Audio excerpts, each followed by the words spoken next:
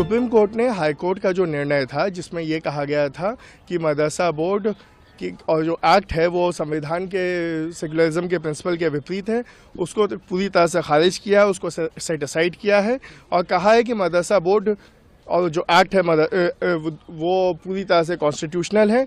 जहाँ तक कि कामिल और फाजिल डिग्री का सवाल है, जो कि हायर डिग्री होती है ग्रेजुएशन लेवल की, उस पे उन्होंने कहा है कि ये मदरसा बोर्ड कन्फर्म नहीं कर पाएगा, लेकिन मुंशी, मौलवी और आलिम की डिग्री जो 10वीं 12वीं के बराबर होती है उसकी पूरी वैलिडिटी रहेगी।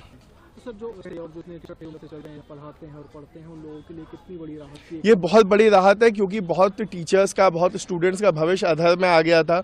हाई कोर्ट ने यह भी ऑर्डर दिया था कि इनको स्कूलों में लेके जाइए, मदरसे के बजाय इनको सरकारी स्कूलों में वो कीजिए। यूपी में सरकारी स्कूलों के हालात हम सबको पता है, साथ ही साथ इतने सरकारी स्कूल भी नहीं हैं और मदरसा अपने आप में, हम उर्दू से हट के अगर उसका ट्रांसलेशन देखें तो उसका मतलब ही स्कूल ही होता है। तो वो जो भविष्य अधर में लटक गया था, अब उस पर एक फाइनल निर्णय आ गया है और उनके लिए भी और मदरसा बोर्ड की तरफ से भी वी वेलकम द डिसीजन। जो दूसरे बोर्ड हैं, या सीबीएसई कह लें या सीएससी कह लें, और मदरसा बोर्ड है, उसकी एजुकेशन का जो पैटर्न है, आप उसे किस तरीके से देखते हैं? दोनों सेम है या डिफरेंट? जी, हम जो मदरसा बोर्ड ने जो प्रिस्क्राइब किया है जो करिकुलम, वो एनसीईआरटी और यूपी बोर्ड के बराबर है, जहाँ तक कि इंग्लिश, हिंदी, साइंस, मैथमेटिक्स, इन सब का, ज्योग्राफी, इनका सवाल है।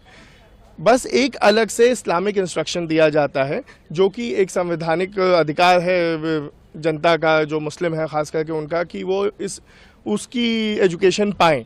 तो उसको मेंटेन किया हुआ है और उसमें कोई बदलाव नहीं है। तो जैसे कि आपने फैसला सुना, तो सुप्रीम कोर्ट ने अपने फैसले में क्या खास बात कही, क्या आधार दिया, क्या उनका?